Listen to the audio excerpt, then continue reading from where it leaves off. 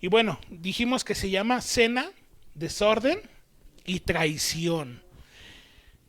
Quiero iniciar con esto. Pues nosotros tenemos ahora calendario, pero hay cosas que nos van marcando más que el calendario.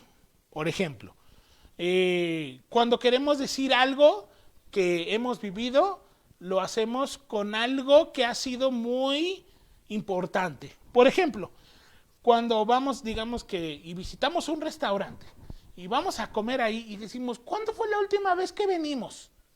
Y ya decimos, no, pues fue antes de la pandemia. O sea, la pandemia fue algo que marcó la vida de todos, independientemente del calendario. Nuestra mente recuerda la pandemia y sabe, ¿no? ¿Cuándo fue la última vez que venimos al estadio a ver un partido de fútbol? Ay, no, pues creo que fue antes de la pandemia. Entonces eso es referencia al gran momento, ¿no? Ahora, por ejemplo, ustedes recordarán el terremoto de 1985. ¿Sí es 85? Gracias. Dicen, oye, es que se casó antes del terremoto. No sé, bueno, los que vivieron en 1980 tienen esa, ¿no? O por ejemplo el Mundial de Fútbol, que fue en 1986, un año después, meses después, porque fue meses después, México 86, y miren, ya se empezaron a acordar. Entonces, por ejemplo, decimos, ¿el terremoto fue antes o después del Mundial? Después. Ah, no, antes. Fue antes, porque el terremoto fue en el 85 y meses después fue el Mundial. O, por ejemplo, también está el Mundial de 1970, pero siempre nuestra mente viaja a un evento que nos marcó a todos en el tiempo, más allá de calendario, más allá de años. O sea, no todos estamos, inició la pandemia el 23 de marzo de 1900, del 2020. No decimos así, decimos, no, venimos antes, no, esto ya lo habíamos hecho después de la pandemia. Ahorita, después de la pandemia, creo que no hay un hecho que ha sido así, sobresaliente. Creo que lo más cercano que hemos vivido nosotros es la pandemia, y yo creo que un poquito más atrás pudiéramos decir que fue el terremoto del 2017, cuando tembló a la 1 de la tarde, y posiblemente un poquito atrás fue la otra pandemia, que fue más pequeña, la del H1N1. Pero el punto es que tenemos situaciones en la vida que nos marcan, momentos en la vida en que nos marcan. Y bueno, hablando sobre lo que veíamos la semana pasada en Lucas 22, podemos darnos cuenta que el arresto de Jesús, o dicho de otra forma, la traición de Judas, es algo que marcó la historia, que marcó la diferencia entre antes o después. Y lo importante o lo que quiero marcar es que cuando suceden estas cosas, por ejemplo, lo de la pandemia, lo de un terremoto, lo de un mundial, o son esas cosas que vivimos y que marcan a todo mundo, la vida ya no vuelve a ser igual. O sea, la vida ya no fue igual después de la pandemia. Que intentamos reunirnos, pero la vida ya no fue igual. ¿Cuánta gente se fue en la pandemia? La vida ya no es lo mismo. Después del terremoto de 1985, que cada quien lo vivió en sus lugares, unos estaban estudiando, otros estaban trabajando, otros estaban durmiendo, pero a partir del 85, la vida ya no fue la misma. ¿Se acuerdan ustedes? Creo que fue el 2001, cuando las Torres Gemelas son derribadas por unos aviones. Usted dirá y yo dirá, pues a mí no me afecta. Pero platicando con gente que ha viajado en aviones antes del 2001 y después del 2001, hay una diferencia. La gente ya no viajó igual, ya no viajó con la misma confianza, ya no viajó de la misma manera como se hacía antes del 2001. la vida fue diferente, la vida cambió. En este caso, si usted tiene en su Biblia, muchas de nuestras Biblias tienen una referencia a otros pasajes. Y hablar de Jesús y de la traición de Judas está en Mateo, en Marcos, en Lucas, en Juan. O sea, es algo que los 4 evangelios lo marca porque fue algo que nadie lo veía venir. Y como lo hemos visto en los estudios del miércoles, Judas no era una persona que, digamos, se pudiera ver que iba a traicionar a Jesús. Eso lo descubrieron después, ya que pasaron las cosas, se dieron cuenta que Judas era un ladrón y que él sustraía el dinero de la bolsa para metérselo. Y veíamos el miércoles que él fue el que dijo, si vendiéramos ese perfume y se lo diéramos a los pobres, pero no es porque tuviera mucho amor a los pobres, sino porque él se imaginó, si este perfume lo vendiéramos a 130,000 pesos, que me quede yo con el 10%. Nadie se va a dar cuenta. Pero todo eso se dieron cuenta mucho tiempo después.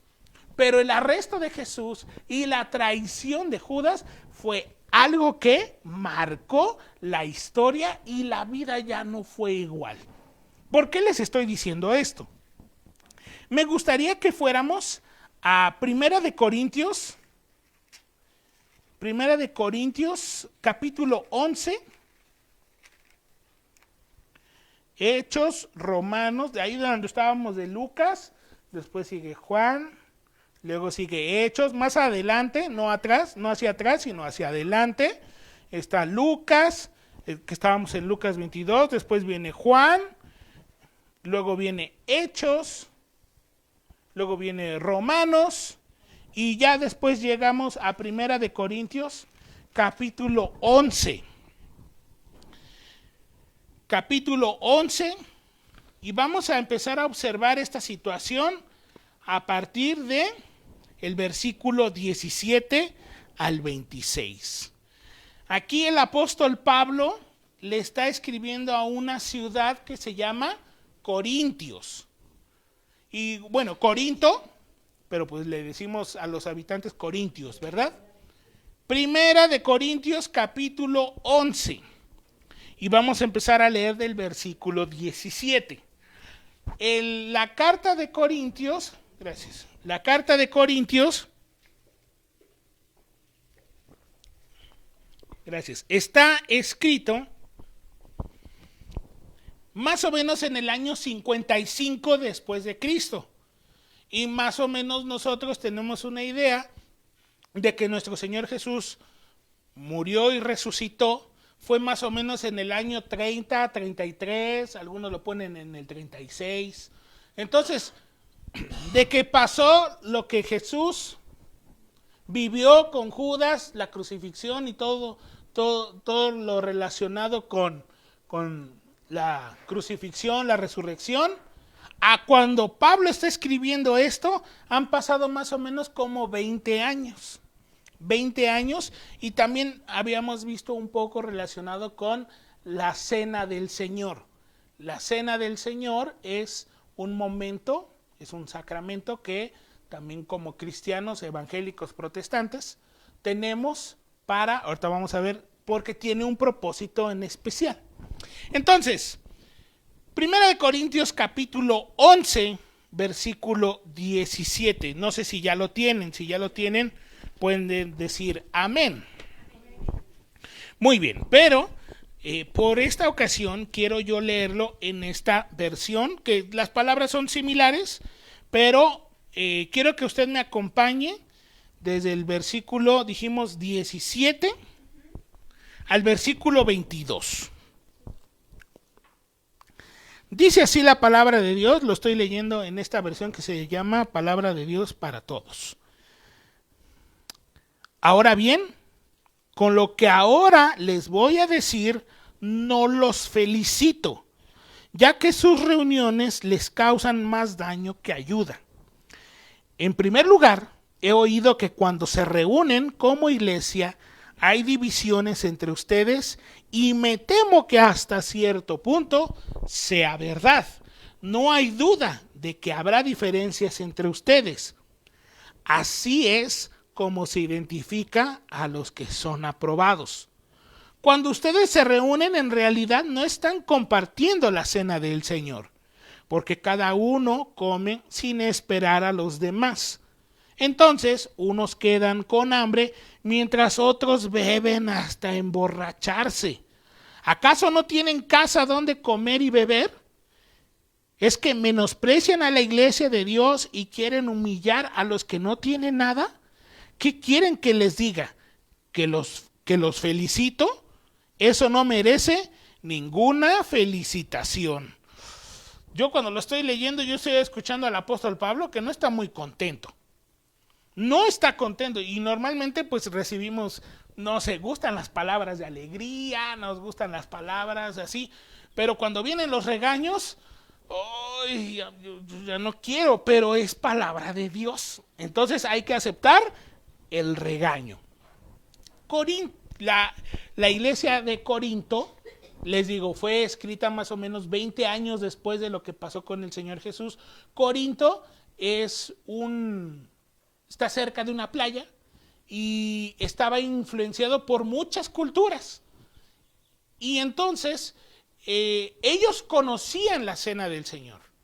Ellos sabían que se reunían como iglesia y después tenían la cena del Señor y después de eso venía un descontrol. Por eso es que el título del mensaje se llama Cena, Desorden y Traición. Porque se reunían como iglesia, decían que iban a tomar la cena del Señor y después venía, dice aquí, un abuso. ¿Por qué? Porque comían y algunos hasta tenían el descaro de no solo comer, sino emborracharse. O sea, había un abuso de parte de la iglesia. Entonces, como primer punto, Pablo habla de las prácticas desordenadas. Y es que en muchas ocasiones tenemos vidas desordenadas. Tenemos prácticas desordenadas. Aquí Pablo habla de las prácticas desordenadas, que es el pasaje que acabamos de leer. Dice una vez más del 17 al 19, ahora bien, con lo que ahora les voy a decir, no los felicito, ya que sus reuniones les causan más daño que ayuda. En primer lugar, he oído que cuando se reúnen como iglesia hay divisiones entre ustedes y me temo que hasta cierto punto sea verdad. No hay duda de que habrá diferencias entre ustedes, así es como se identifica a los que son aprobados. O sea, no todos pensamos igual, somos diferentes. Cada quien se crió diferente, cada quien fue educado diferente y tristemente esas cosas las traemos a la iglesia y entonces queremos a veces imponer nuestra forma de ser, creemos que como nos enseñaron así es, pero y eso causa a veces divisiones entre nosotros, cuando debería de haber una unión, una comunidad, algo que nos diferencia también entre cristianos evangélicos, protestantes, es la comunidad. Unos se preocupan por otros, unos se conocen entre otros. Y sí, esta iglesia aquí está hablando de una división, pero como iglesia, y lo veíamos en el estudio de la mañana, que otra vez se vuelve a juntar todo, es una comunidad. Y la comunidad está para preocuparse unos por otros. Pero estos ya están en una práctica de desorden, porque en vez de amarse, en vez de preocuparse, se están tirando unos a otros y se están abusando, hay divisiones. Dice del versículo 20 al 22, cuando ustedes se reúnen en realidad no están compartiendo la cena del Señor, porque cada uno come sin esperar a los demás. Entonces unos quedan con hambre, mientras otros beben hasta emborracharse. ¿Acaso no tienen casa donde comer y beber? ¿Es que menosprecian a la iglesia de Dios y quieren humillar a los que no tienen nada? ¿Qué quieren que les diga? ¿Que los felicito? Eso no merece ninguna felicitación. Así que aquí hay consecuencias de algo que debería de ser como comunidad algo agradable, algo que nos una, muchas veces más bien nos desune, hay división. Pero también hay otra situación, dice el apóstol Pablo, ¿que no tienen casa para comer? Y es que a veces pensamos que lo que vivimos en la casa no me afecta a nadie. Estamos como las mujeres feministas que dicen que es mi cuerpo y yo hago con él lo que yo quiera. Pero aquí estamos viendo que el apóstol Pablo dice que no tienen casa para comer y beber, que no tienen casa para arreglar sus asuntos. Ahora, fíjense que está hablando de comida y bebida, o sea, como algo sencillo. Hay cosas tan sencillas que pudiéramos nosotros arreglar en nuestra casa y los traemos a la iglesia y los traemos y eso causa una división. No pensamos igual. Pero hay situaciones en nuestra vida que no es necesario traerlas a la iglesia. Podemos solucionarlo en la casa. Y a veces esa misma situación lo queremos tener. Por ejemplo, es que mi hijo no me obedece, que es algo muy común de las mamás, ¿verdad? Es que mi hijo no me obedece. Pero si es un asunto que tanto madre como hijo pueden arreglar en casa, pero vienen acá a la iglesia y podrían decir, ay hermana, es que mi hijo no me obedece. Ay, pues el mío sí. Y entonces ya se hizo una división y algo que pudiera ser una comunidad, ya no es comunidad, ya hay división cuando es algo tan simple que se puede arreglar en la casa, como el comer y beber.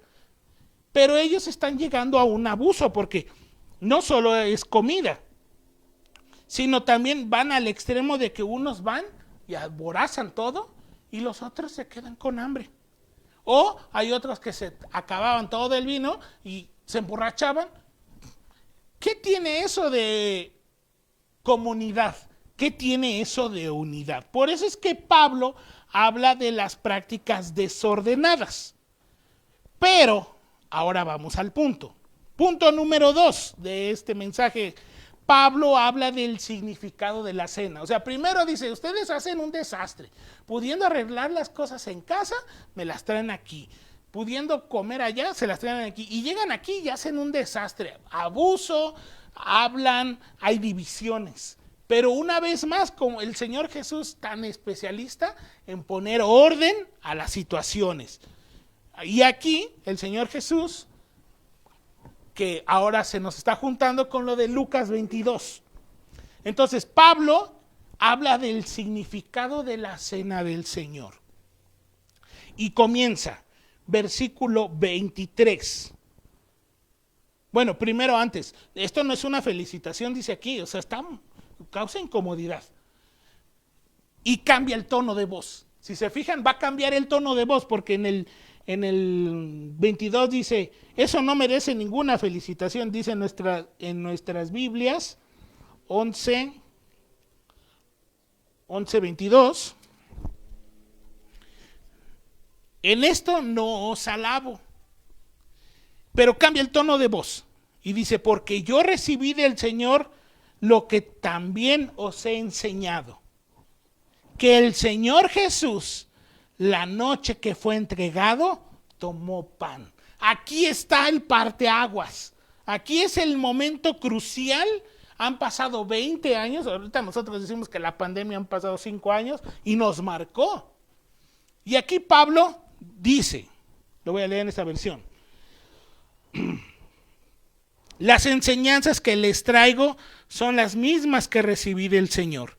La noche en que el Señor Jesús fue traicionado, tomó pan. Nada más en eso. Aquí está mostrando y recuerda la traición de Judas como ese hecho histórico que marcó la vida de todo cristiano.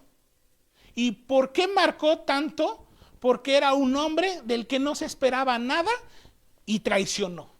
Por eso decimos en los estudios del miércoles, no vaya a ser que al lado de usted esté sentado el próximo Judas, porque ellos, los discípulos, no tenían idea de que ahí estaba el traidor.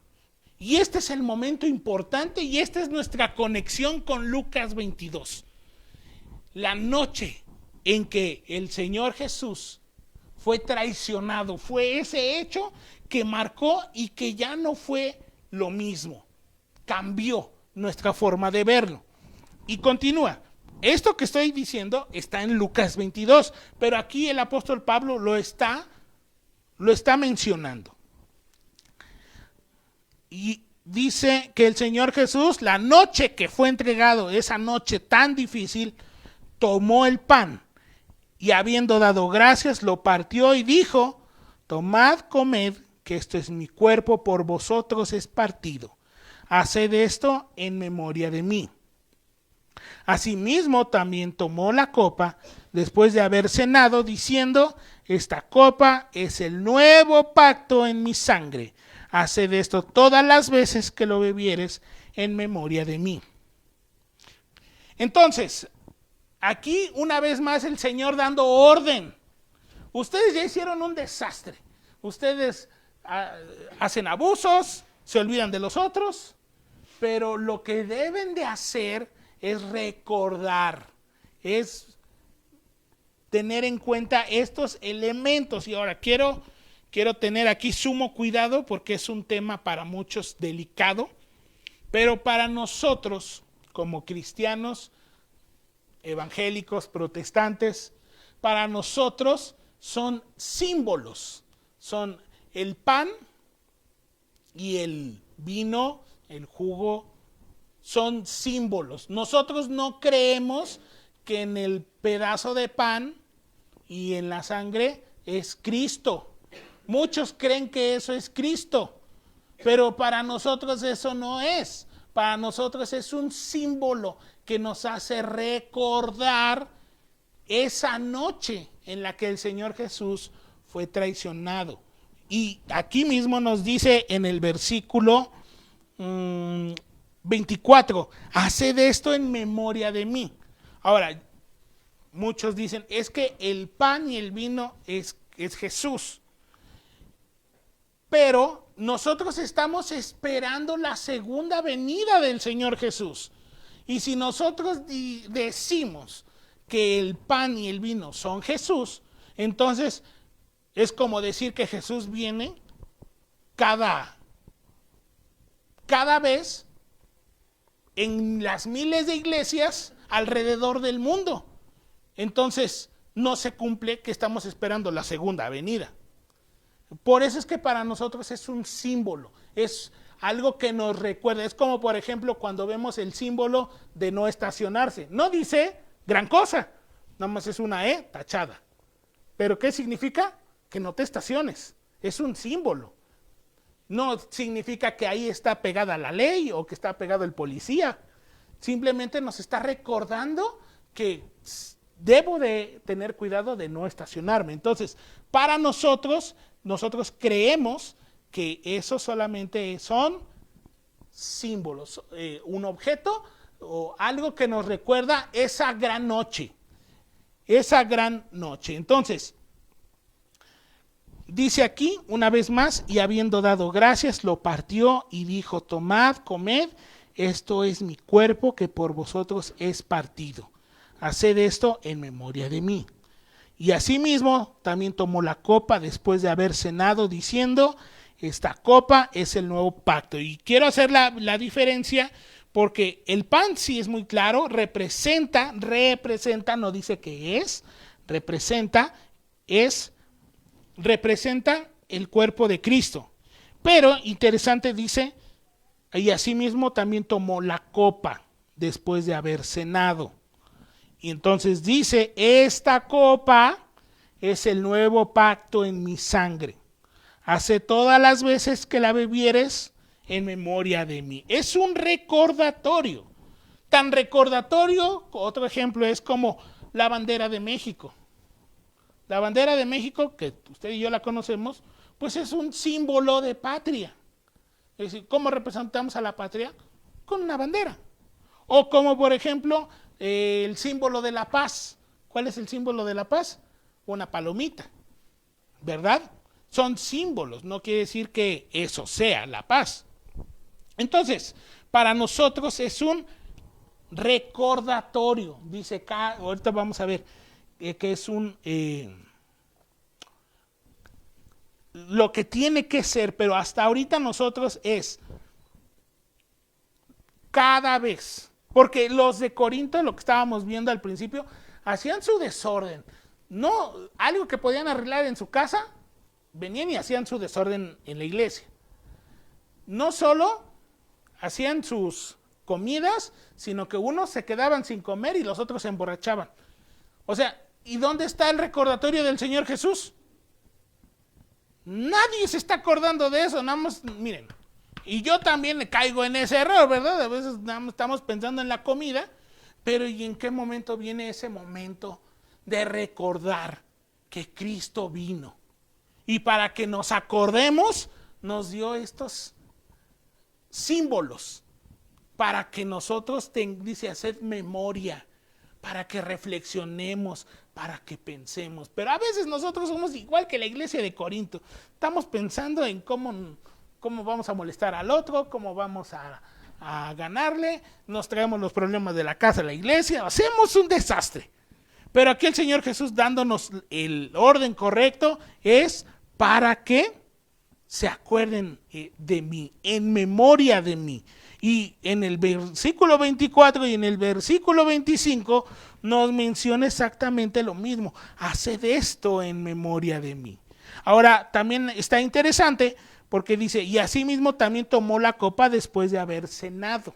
Nosotros lo hacemos al mismo tiempo, pero aquí hubo un tiempo, hubo una pausa después de que cenó y entonces fue que tomó la copa y es el nuevo pacto en mi sangre. Entonces para nosotros son símbolos que nos deberían de recordar esa noche que también nos marca a usted y a mí. Y por último, en el versículo 26, que es nuestro tercer punto, es que Pablo habla sobre una celebración digna. Pablo habla sobre una celebración digna. Dice el versículo 26, así pues todas las veces que comiereis este pan y bebiereis esta copa, la muerte del Señor anunciáis. Y fíjense cómo termina, hasta que Él venga. No dice de las miles y millones de veces que va a venir cada domingo. No, hasta que Él venga. Estamos esperando un segundo regreso del Señor Jesús glorioso. Entonces, todas las veces que comieres este pan y bebieres esta copa, la muerte del Señor anunciáis hasta que Él venga. Entonces, es una reflexión, examinado. Y más adelante, ya no nos va a dar tiempo hoy, pero más adelante el apóstol Pablo habla sobre los riesgos de no hacer una reflexión de la cena del Señor, porque a veces pensamos que pues lo vamos a tomar y no hay consecuencias. Y si he pecado, no he puesto en orden las cosas, traigo un problema con alguien y así tomo la cena del Señor, ay, no pasa nada. No, sí pasa. Y hay consecuencias, que son los demás pasajes, pero hoy nos vamos a quedar hasta el 26. Así que debe de haber todas las veces que comiéremos y bebiéremos, o sea, el pan y la copa en un momento sublime, en un momento tranquilo, reflexionando sobre la muerte del Señor Jesús, la muerte del Señor anunciáis hasta que Él venga. Así que debe de haber un recordatorio, pero también un respeto, reflexionando lo que Cristo hizo por nosotros. Ahora, hoy no vamos a tomar la Santa Cena, pero lo más probable es que en los días siguientes sí, para que usted piense y reflexione y no seamos como la iglesia de Corinto. No vayamos a traer cosas tan simples a la iglesia cuando uno tiene la capacidad de arreglarlo. No caigamos en el abuso de querer nosotros hacer lo que nosotros queramos. Sí, es verdad, Judas traicionó. Y eso es algo que nos debe de marcar, porque nosotros no deberíamos pensar en ser Judas, nosotros deberíamos de pensar en ser Cristo. Pero el que se aleja de Cristo se convierte en un Judas, porque traiciona. Así que debería de haber unidad y respeto en nuestra iglesia. Entre nosotros debe de haber una unidad y respeto. También debemos de autoexaminarnos y prepararnos de forma personal y reflexionar. ¿Qué cosas yo puedo arreglar en mi casa que no es necesario que yo lo traiga a la iglesia? Hay cosas muy simples que usted y yo podríamos hacer para que aquí sea una comunidad. Algunos le llaman a la iglesia comunidad de fe. No comunidad de chismerío, ¿verdad? Sino una comunidad de fe. Un lugar en donde hablemos de la palabra de Dios, sí que nos ayudemos, pero mis hermanos, hay cosas que nosotros también podemos arreglar en casa. Y por último, vivir y recordar siempre el regreso de Cristo. Estamos esperando su segunda venida.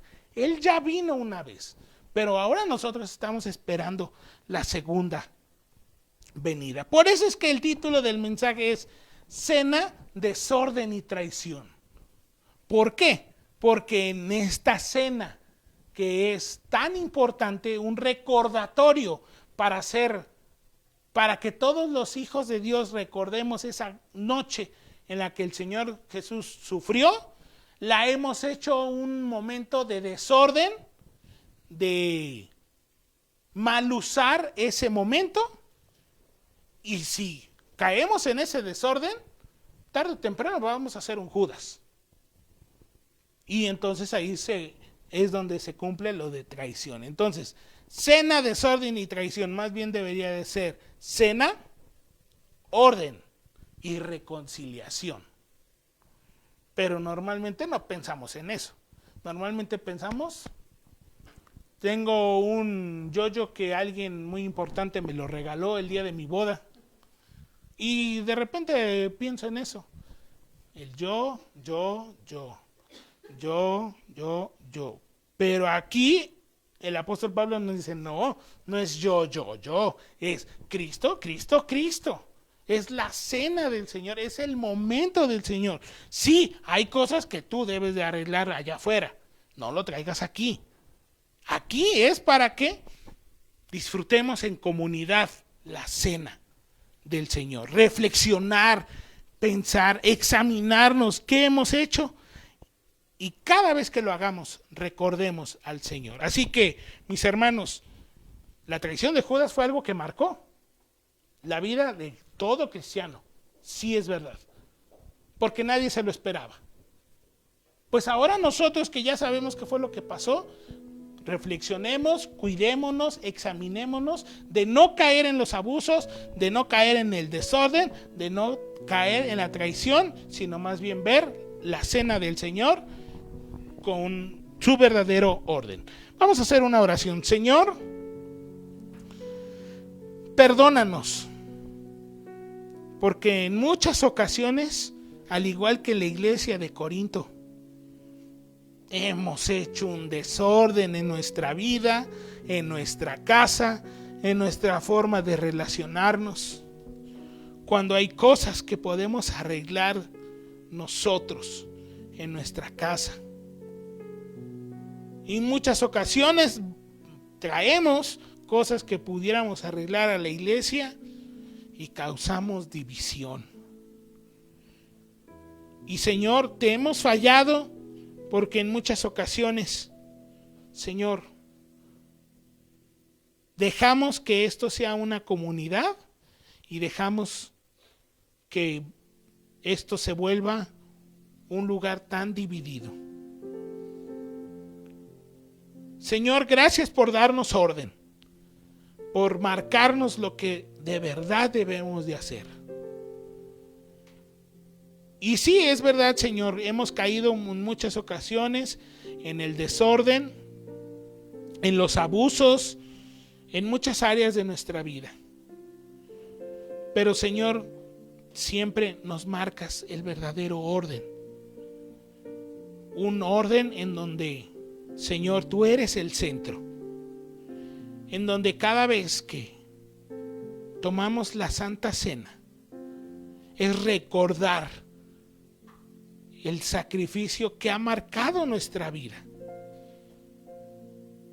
que te entregaste por nosotros, Y que, Señor, tú viniste a este mundo a ponerte en nuestro lugar. Señor, gracias, porque sabemos que tú vives. Y tú eres un Dios de orden, un Dios de paz. Señor, ayúdanos para que en nuestra vida, en todas las áreas de nuestra vida, tú nos ayudes a poner orden. Y que en lo que nosotros podamos, también, Señor, podemos nosotros arreglar muchas cosas. Ayúdanos a ser una iglesia, una comunidad de fe, de amor, una comunidad, Señor, en donde juntos reflexionemos sobre tu sacrificio en nuestras vidas. Señor, perdónanos y ayúdanos, Señor.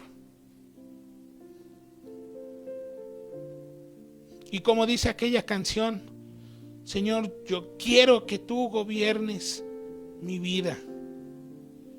Yo quiero, Señor, que tú también ordenes mi caminar y que siempre viva en tu voluntad, con el verdadero sentido de las cosas. Señor, ayúdanos a caminar en tu voluntad y ayúdanos, Señor, a no ser como la iglesia de Corinto, sino como una iglesia que sea como un olor grato para ti. Ayúdanos a cada uno de nosotros a reflexionar y a recordar tu sacrificio en nuestro diario vivir. Ordena, Señor, y que no haya desorden ni traición, sino que al contrario, Señor, haya orden y reconciliación. Muchas gracias. Ayúdanos y necesitamos de tu dirección en el nombre de Jesús. Amén y amén.